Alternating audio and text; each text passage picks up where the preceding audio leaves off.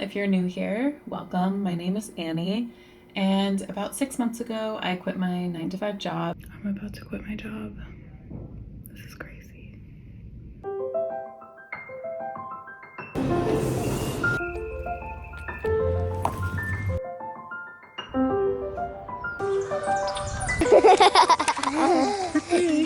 Annie, Yeah. can we pretend it's picture day?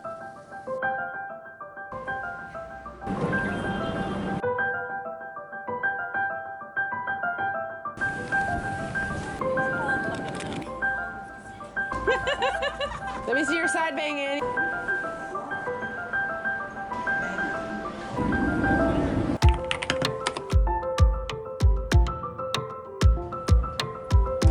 I'm on my way to get my hair done. Back in Hudson.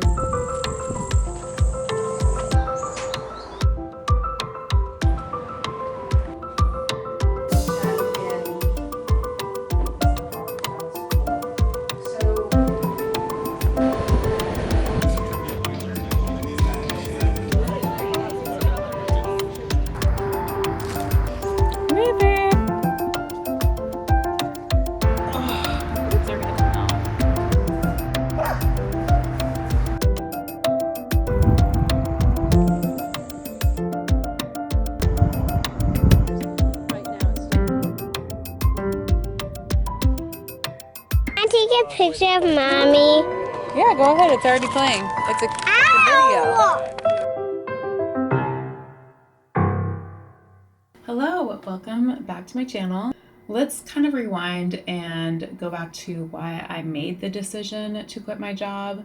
I mentioned this in my first YouTube video that I just experienced burnout and I felt uninspired to find a new job. The idea of coming home and getting back on my computer to search for a job and apply for jobs just didn't even seem like a possibility for me.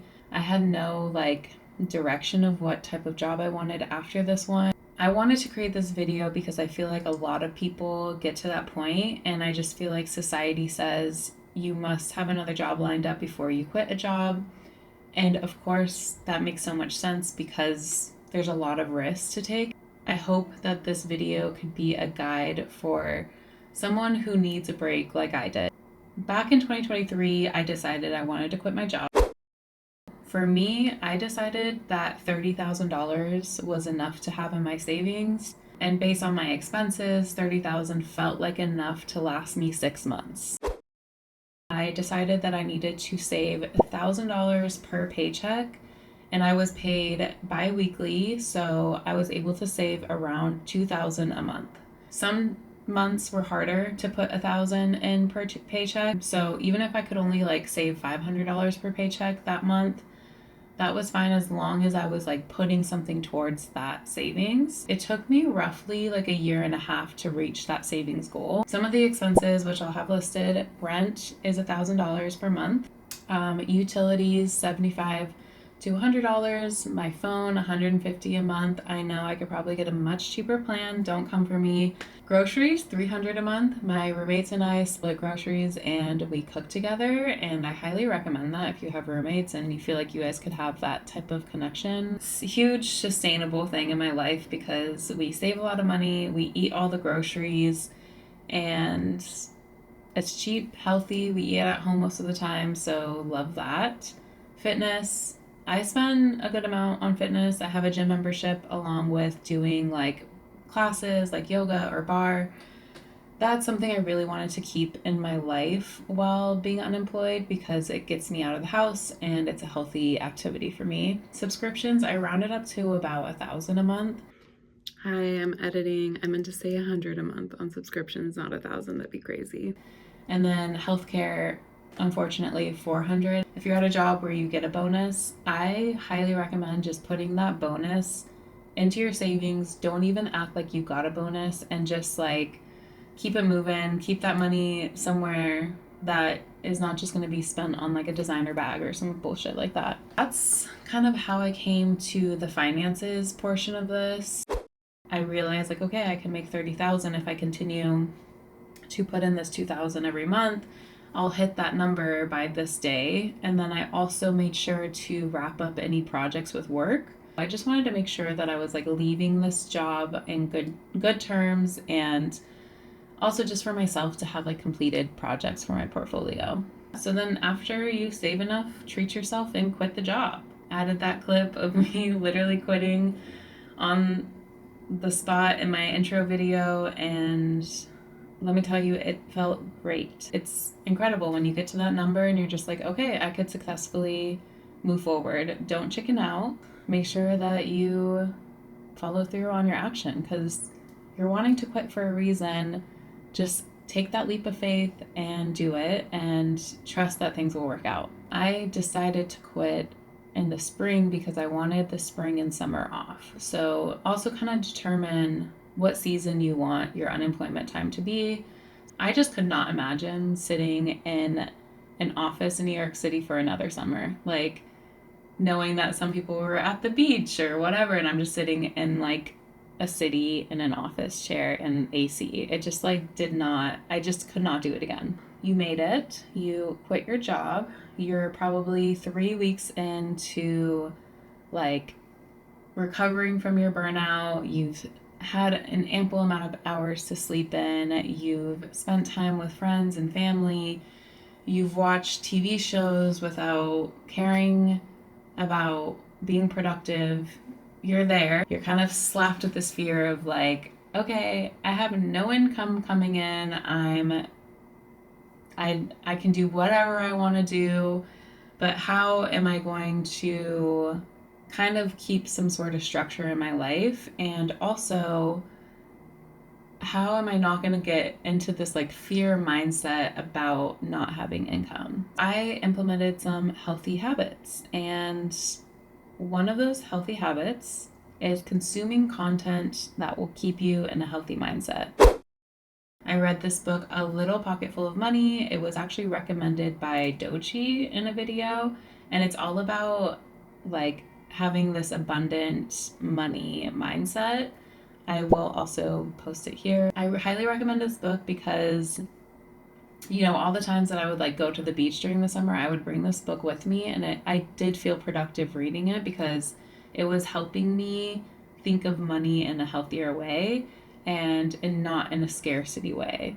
And I really think that that helped me like not spiral during these like weeks where I'm like, I have no income, what's going on, this is crazy. It actually teaches you to give yourself other affirmations. So instead of being like, I don't have income, you say, I am wealth, I am abundance, I am joy. I said it so much that even like my friends started saying it, like just sporadically. Another thing that I consumed is listening to The Power of Now by Eckhart Tolle. So anytime I was like cleaning my room or just doing like tasks like walking my dog or something, I would just listen to the audiobook and just kind of practice living in the moment. And I had already mentioned this before. I started the Artist Way, and I have to admit I did not do the Artist Way like fully. The only thing I did of the Artist Way is the morning pages. I am actually now actually doing the Artist Way. Like, I'm 3 weeks in and I'm doing the artist day. I'm doing all of the reading, the tasks, everything I'm actually doing now. But during my 6 months of unemployment, the one thing I was doing every day was journaling 3 pages a day. I highly recommend journaling every day. Honestly, it's free therapy. Like, you should just do it. And now I actually enjoy it. Like, the last couple nights I've just been like journaling like over 3 pages because I just have so much on my mind, and it feels good to just let it go. I also mentioned this in my last video. I made sure during the weekdays specifically to have some sort of like structured routine. So first thing I would do is go to yoga at 8 a.m. Having a workout class in the morning, or like having some specific thing that you have to physically go to and leave your apartment for early in the morning, I highly recommend, because if I didn't have yoga at 8 a.m., I easily would have slept in every day and just let my day like go by. So I would do my yoga class, I would walk the dogs, I would make coffee, journal, get ready, and sit at my desk for like 5 hours. And some days I'm sure if you've ever tried to do your own creative project, which for me was starting this YouTube channel, it's really hard to start something that's like self-propelled without kind of like getting paralyzed about it. I would just sit at my desk and like barely do anything, but I was like just kind of giving myself these like positive affirmations like, it's okay, this is part of the work, just sit here, keep trying. And you might go for like 5 hours sitting at your desk, like basically getting nothing done. But I'm telling you, it's all like worth it. It's eventually you will get to a place where it's like you're doing more and more. But I think having that practice of sitting at my desk no matter what, and having intentional time of like, I'm going to focus on doing this, even if it means I get like one thing done, whatever, it's all part of the process. Just trust yourself that it's like worth your time. Starting anything creative is like really tricky. You're doing a lot of like shadow work and you're fighting with this like inner demon, and you just gotta like get through it. Another thing that really helped me was having days where I worked not in my room at my desk, but going to a cafe. And the way that I would kind of trick myself into doing it this way, because I easily would have been like, no, I'm just going to stay home every day. But I know that like getting out of my space is also very productive for me. So I would book a workout class like later in the evening at like 5:30 or 6:30 in a different neighborhood. And that meant that I would have to go earlier in the day to a cafe that's close to the workout class and work at a cafe for however many hours until my class. So that made it so that it's like, okay, I'm in a new neighborhood.